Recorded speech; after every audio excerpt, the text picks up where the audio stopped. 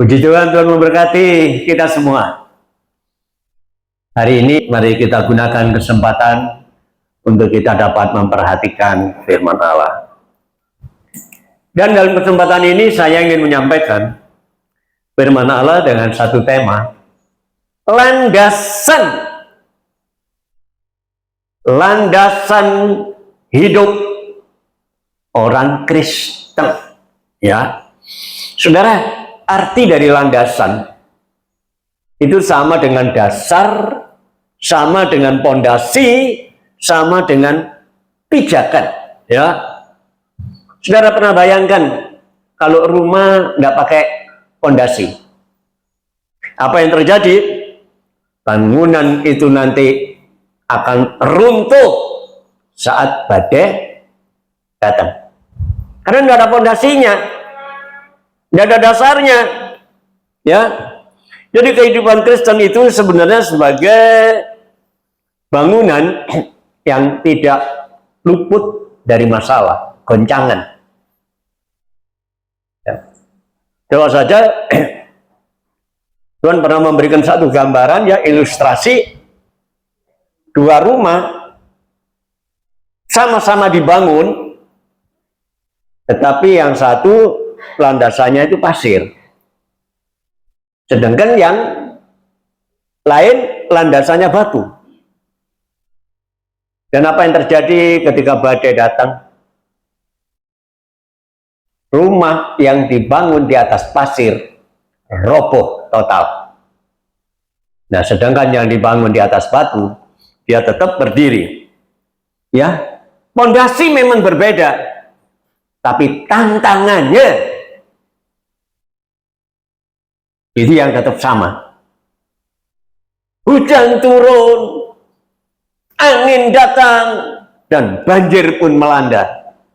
Ya, dari atas, dari samping, dari bawah. Ya, jadi kalau tanpa pondasi yang benar, apa seluruh aktivitas kita itu percuma, saudara. Doa kita, ibadah kita, pelayanan kita, ya, tanpa didasari dengan landasan yang benar, itu akan gagal total. Sebab itu pentingnya landasan hidup, pondasi, dasar, pijakan hidup ini sangat penting. Dan apa landasan kita sekarang?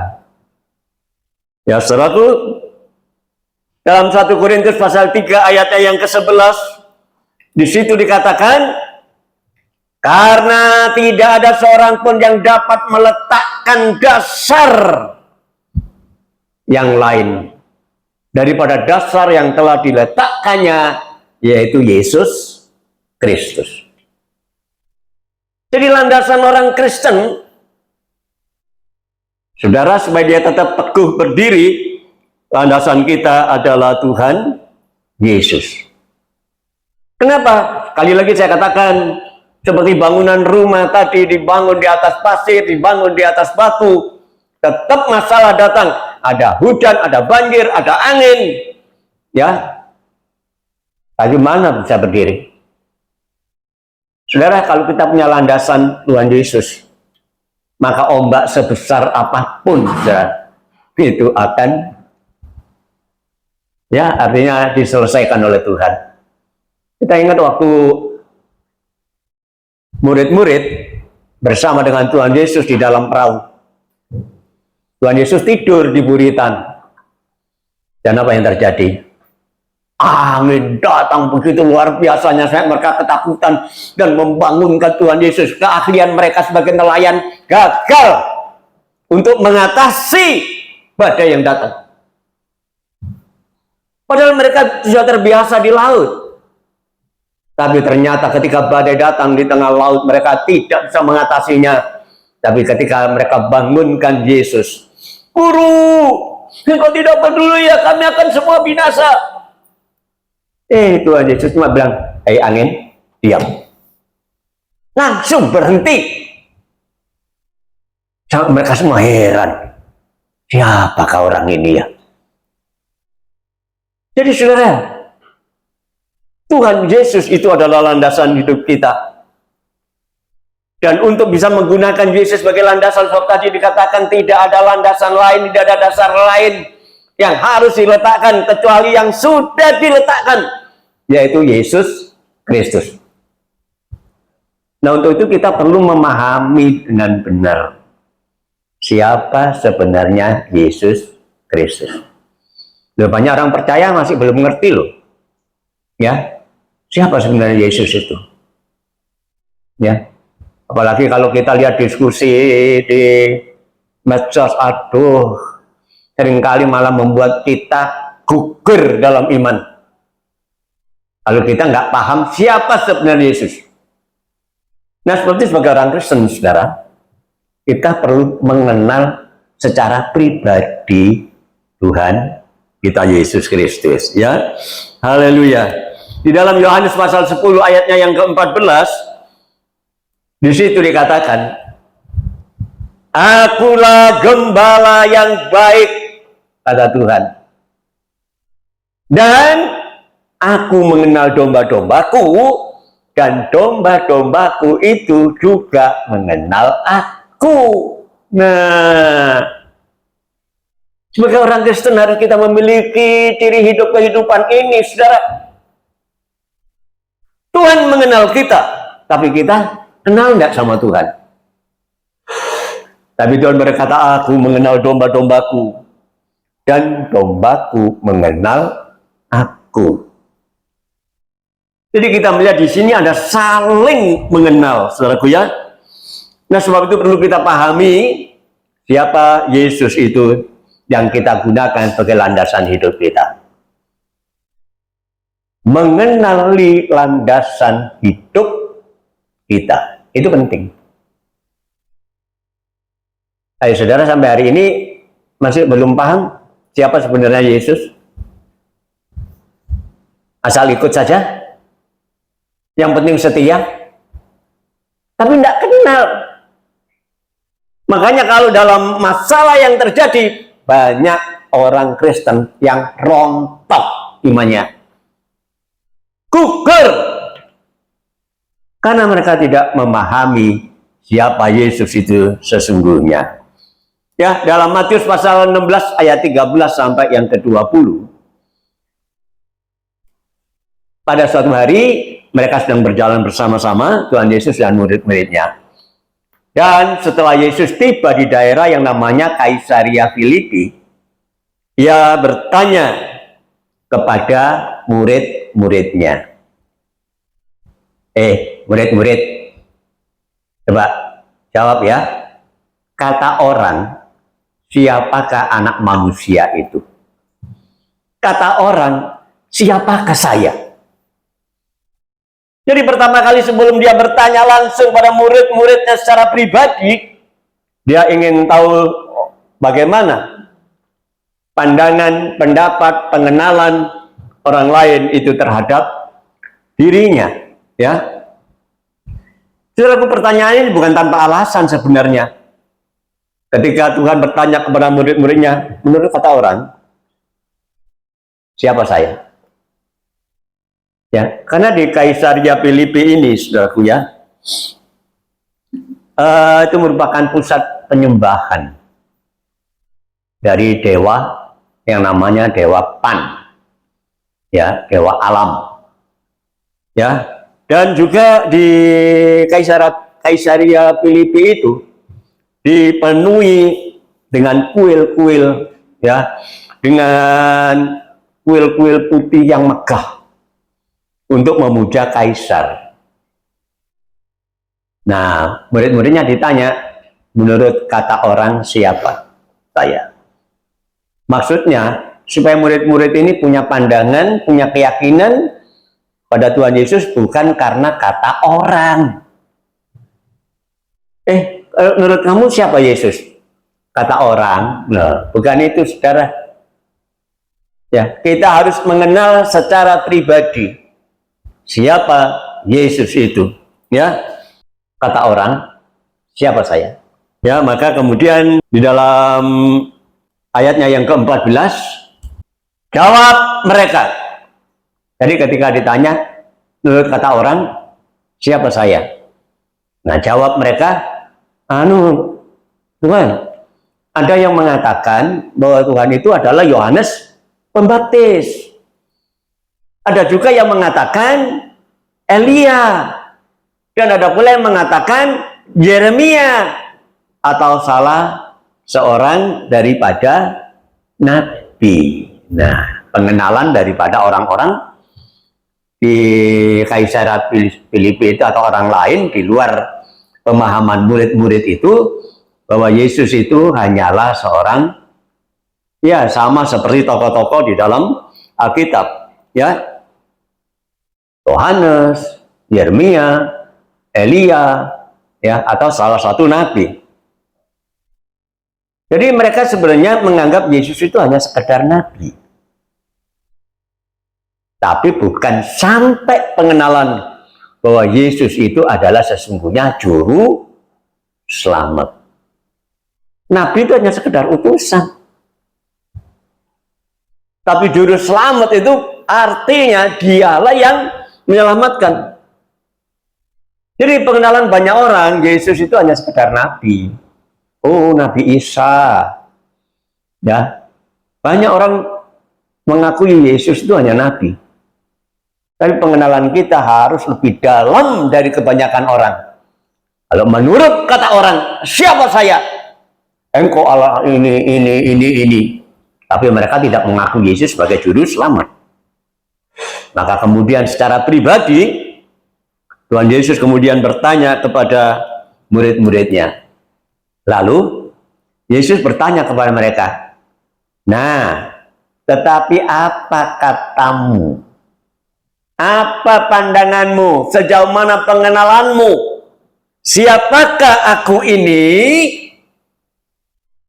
Nah, saudara, menurut kata orang, oh A, B, C, D, E, tapi tidak sampai kepada pemahaman bahwa Yesus itu adalah juru selamat. Sebab itu secara pribadi sekarang ditanya, menurut kamu, siapakah aku? Ya, siapa? Ya, saudara, kemudian di dalam ayat 16 ya, maka jawab Simon Petrus, Guru, engkau adalah Mesias dan anak Allah yang hidup. Waduh, luar biasa. Ya, engkau adalah Mesias, anak Allah yang hidup. Ini jawaban dari Petrus. Dia mewakili murid-murid yang lain. Ya. Maka kata Yesus kepadanya, berbahagialah engkau Simon bin Yunus. Sebab bukan manusia sebenarnya yang menyatakan itu kepadamu, melainkan Bapakku yang di surga.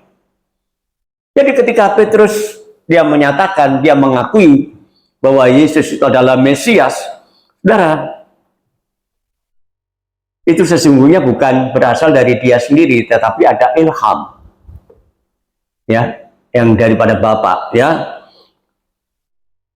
Petrus bertindak sebagai juru bicara murid-murid yang lain. Dia mengatakan, engkau adalah Mesias. Arti Mesias itu adalah yang diurapi. Ya, raja yang dijanjikan dalam perjanjian lama. Tadi Tuhan Yesus mengatakan, aku kenal loh dombaku dan dombaku mengenal aku. Sehingga kalau kita saling mengenal, oh tidak mungkin kita bisa digagalkan, tidak mungkin kita bisa diruntuhkan. Saudara kenal saya kan? Kemudian ada orang yang mengatakan, oh Pak Ridwan begini-begini. Tapi karena saudara kenal dan paham saya, saudara pasti tolak itu. Ya, jadi saudaraku, Petrus mengatakan engkau adalah Mesias yang diurapi. Tetapi tidak cukup Mesias. Dia mengatakan engkau adalah anak Allah yang hidup. Wow. Ini pengakuan yang dahsyat, pengakuan yang luar biasa. Dia mengaku Yesus sebagai anak Allah yang hidup. Dia mengatakan adanya keilahian di dalam Yesus. Jadi Yesus itu bukan manusia biasa, tapi sebenarnya dia adalah Allah sendiri. Ya. Jadi sekali lagi, anak Allah yang hidup, yang mempunyai otoritas, kuasa, ya, di dalam segala sesuatu, dan itulah yang harus kita pahami, saudara ya. Dan Tuhan Yesus mengatakan bahwa Petrus mengetahui hal ini bukan karena pengetahuannya sendiri. Simon, ya, berbahagialah engkau, sebab bukan manusia yang menyatakan itu kepadamu, melainkan Bapakku yang di sorga. Ya, saudara. Jadi inilah yang sesungguhnya harus kita miliki.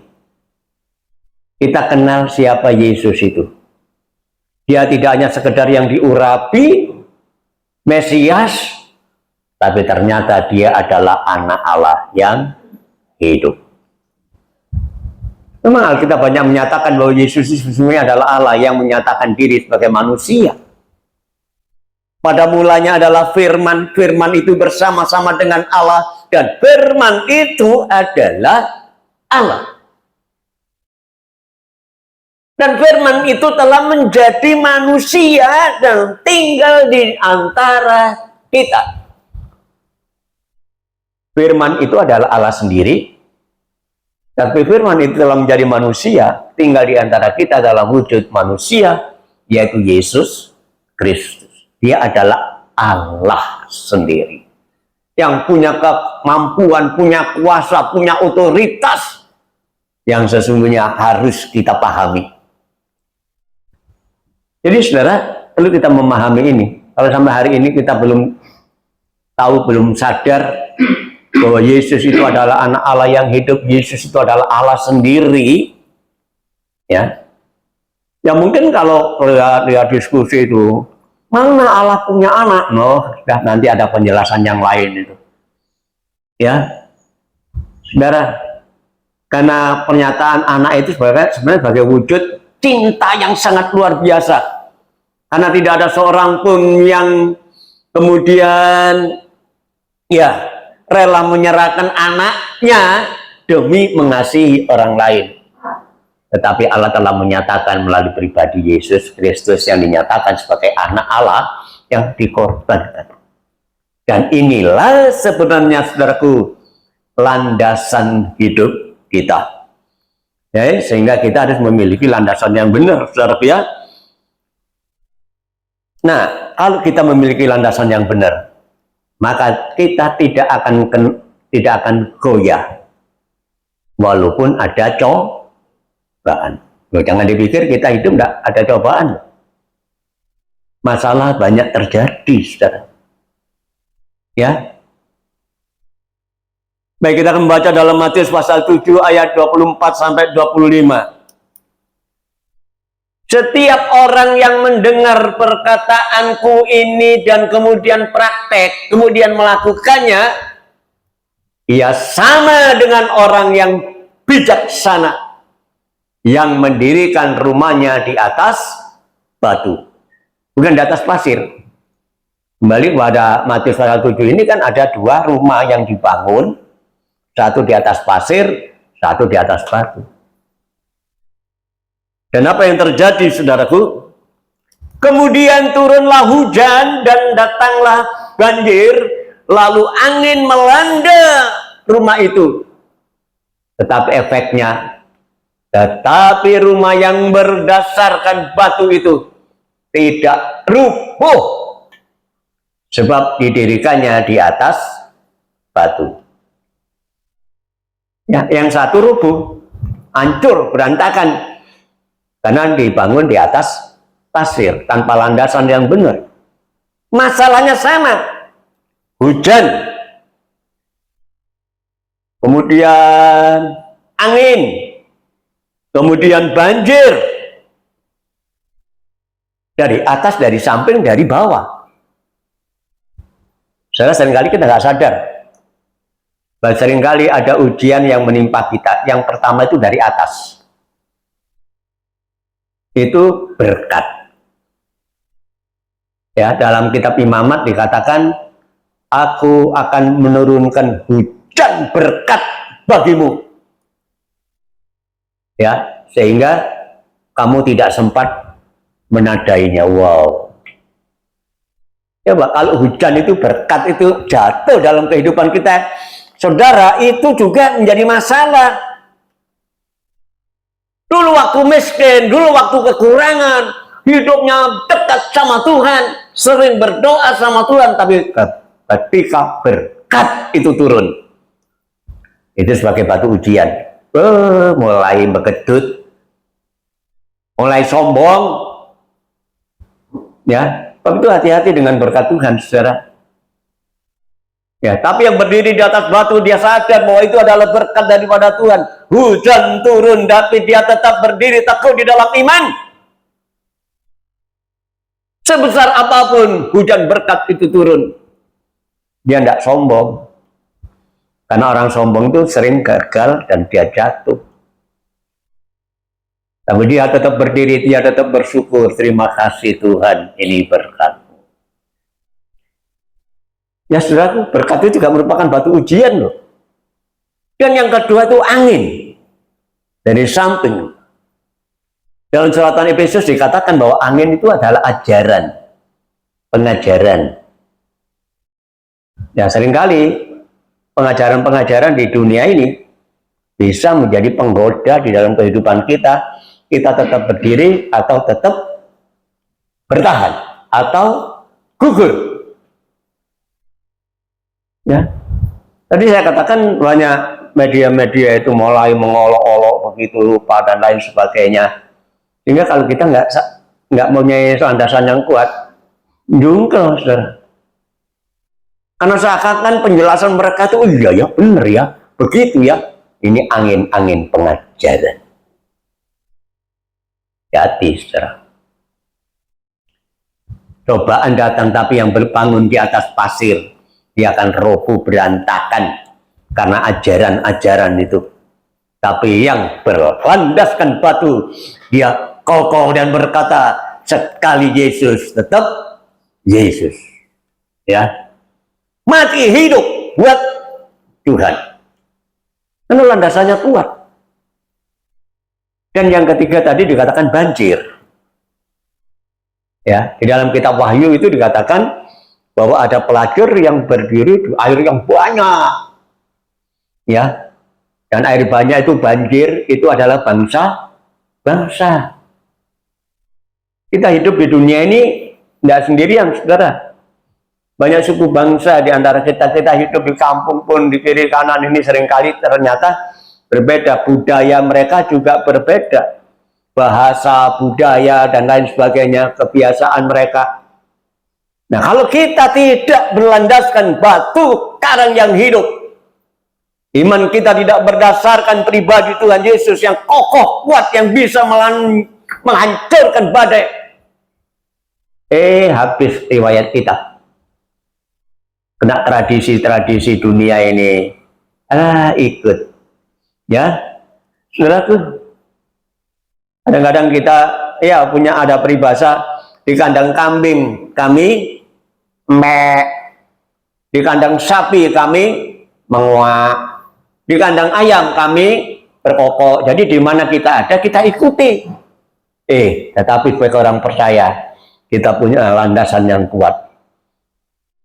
Tradisi budaya yang kuat apapun di sekeliling kita jangan sampai mempengaruhi iman kita. Jadi orang yang memiliki iman maka dia tidak akan pernah goyah. Ya, mereka punya landasan adalah pribadi Tuhan. Perhatikan berapa banyak yang gugur ya. Karena menikah saja rontok imannya. Karena pengaruh orang tua, karena pengaruh semua rontok. Ya, karena tidak punya dasar yang kuat. Ya. Dan yang kedua dikatakan alam maut. Kalau orang itu punya landasan yang kuat, alam maut, ya, itu tidak akan pernah menguasai hidupnya. Ya, Matius pasal 16 ayat yang ke-18. Dan aku pun berkata kepadamu, Petrus, engkau adalah Petrus, Petra,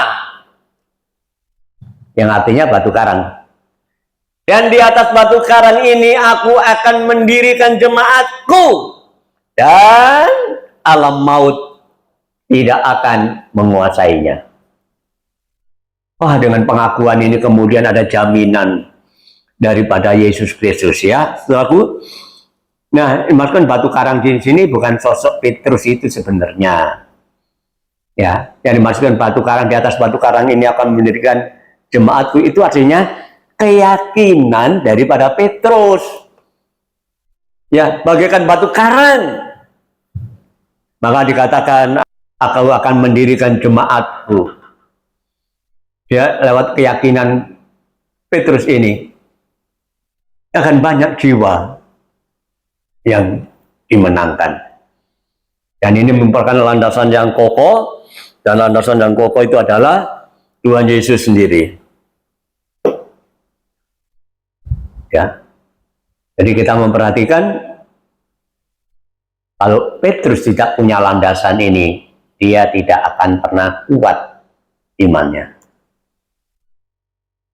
Ya saudara, kalau kita punya landasan Tuhan Yesus di mana saja kita ada, kita pindah dimanapun, kita tetap menjadi orang yang percaya kepada Tuhan. Ya, seringkali kalau orang sudah pindah tempat, langsung berubah. Nggak percaya lagi sama Tuhan. Kenapa? Pengenalan akan Tuhan nggak ada. Jadi kalau kita ingin memiliki landasan yang kuat, kenalilah Tuhan lebih dulu. Maka dikatakan alam maut, pencobaan sekalipun tidak akan pernah muncul. Kenapa? Karena tadi dikatakan tidak ada dasar lain yang diletakkan kecuali dasar yang sudah memang diletakkan, yaitu Yesus Kristus. Saudara, kalau kita bisa bertahan hari ini, puji Tuhan. Dan pertahanan kita bukan berdasarkan adat kebiasaan, ya, tradisi sebagai orang Kristen, tidak. Tapi memang secara pribadi kita punya landasan dasar yang kuat, yaitu pribadi Tuhan. Ya, dikatakan alam maut, kuasa kegelapan itu tidak akan pernah menguasainya. Ya, tidak akan pernah menghancurkannya. Itulah sebabnya perlu kita memiliki landasan yang kuat. Dan kalau kita memiliki landasan yang kuat, dikatakan di sini, kita kan memiliki kuasa mengikat dan melepaskan di dalam nama Yesus. Wow. Saudara, seringkali kita tidak paham loh. Tidak sadar. Benar orang Kristen itu punya kuasa. Ya. Diberi kuasa. Bayangkan, jangan pikir hanya cuma pendeta saja. Kemudian berdoa untuk orang sakit bisa sembuh. Ya. Yang orang mati bisa bangkit. Loh, jemaat saja. Kalau dia sadar bahwa dia adalah sosok yang memiliki landasan yang kuat, maka dia memiliki kuasa mengikat dan melepaskan di dalam nama Yesus. Matius pasal 16 ayat 19. Kepadamu akan kuberikan kunci kerajaan surga. Wih, saya sempat mikirin, saudara. Diberi kunci. Kunci itu adalah alat untuk membuka. Nah, coba bayangkan. Kalau dia bisa ngunci, bisa buka, dia akan bebas keluar masuk, kan? Kepadamu akan kuberikan kunci kerajaan sorga. Apa yang kau ikat di dunia ini akan terikat di sorga. Dan apa yang kau lepaskan di dunia akan terlepas di sorga. Jadi artinya bahwa Petrus mempunyai kemampuan untuk bisa menangkan jiwa. Sehingga kalau jiwa itu bertobat, maka dia akan bisa masuk surga. Haleluya. Saudaraku, dan kunci ini sebenarnya tidak hanya diberikan kepada Petrus saja, ya, tapi kunci ini diberikan kepada murid-murid yang lain juga. Di dalam Matius pasal 18 ayat yang ke-18, ini kepada murid-murid yang lain, di dalam peristiwa berikutnya, aku berkata kepadamu, sesungguhnya apa yang kamu ikat di dunia ini akan terikat juga di surga, dan apa yang kamu lepaskan di dunia ini juga akan terlepas di surga. Saudara, jadi artinya kita ini menjadi pewaris dari kerajaan surga. Ya, kalau Tuhan mengajarkan kita berdoa, berdoalah kepada ya Bapa yang di surga. Karena kita anaknya, kita punya waris kerajaan surga. Tetapi yang lain, seringkali doanya, mudah-mudahan saya selamat. Karena mereka tidak mempunyai juru selamat. Ya. Tetapi kalau Yesus berkata, akulah jalan, kebenaran, dan kehidupan. Tidak ada seorang pun yang sampai kepada Bapa kalau tidak melalui aku.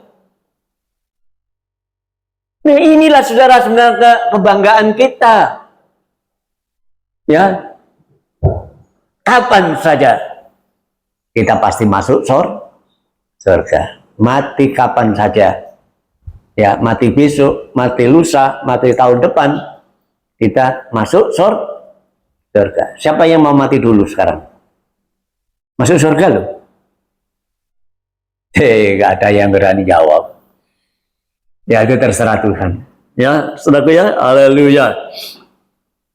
Tapi satu hal yang sangat mengherankan, ya, kita melihat di sini bahwa dalam Matius pasal 16 ayat yang ke-20 itu, lalu Yesus melarang murid-muridnya supaya jangan memberitahukan kepada siapapun bahwa ia adalah Mesias. Ini yang aneh. Loh, kok tidak boleh diceritakan, disuruh merahasiakan bahwa Yesus itu adalah Mesias, bahwa Yesus itu adalah Allah, jangan diceritakan kepada orang lain. Kenapa? Ya, saudara, itu bukan tanpa alasan sebenarnya ya. Karena untuk menghindari salah paham. Ya. Kesalahpahaman di mana? Karena pada saat itu rakyat sedang menantikan Mesias untuk membebaskan mereka dari penjajahan Romawi. Ya, karena mereka kan dijajah oleh orang Romawi. Sebab yang tunggu adalah Mesias, seorang yang bisa menolong mereka membebaskan dari penjajahan Romawi. Makanya jangan beritahukan dulu, supaya mereka jangan salah. Sehingga kedatangan saya nanti mungkin dianggap untuk membebaskan mereka dari penjajahan. Tidak. Justru Tuhan Yesus itu membebaskan manusia dari hukuman yang kekal. Bukan di dunia ini, saudaraku ya. Kemudian satu hal yang lagi. Kenapa dilarang? Karena menunggu waktu Tuhan. Karena Tuhan Yesus belum mati, belum disalibkan. Nah, nanti ketika Tuhan Yesus sudah mati, bangkit, ya saudaraku, nah barulah banyak orang tahu bahwa Yesus itu benar-benar adalah Mesias. Jadi tunggu waktu.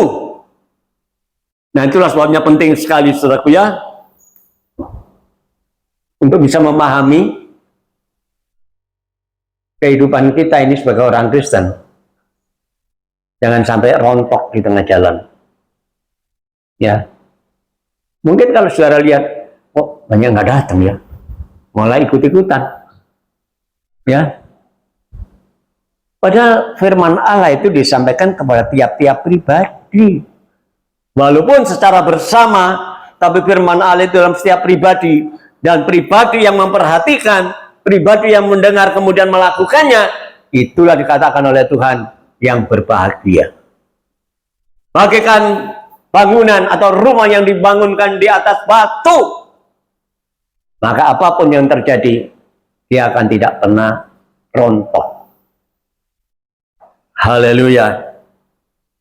Jadi kekristenan itu membutuhkan pondasi, membutuhkan landasan yang kuat, ya, karena kita hidup di dunia ini sebenarnya hidup yang tidak nyaman, saudara.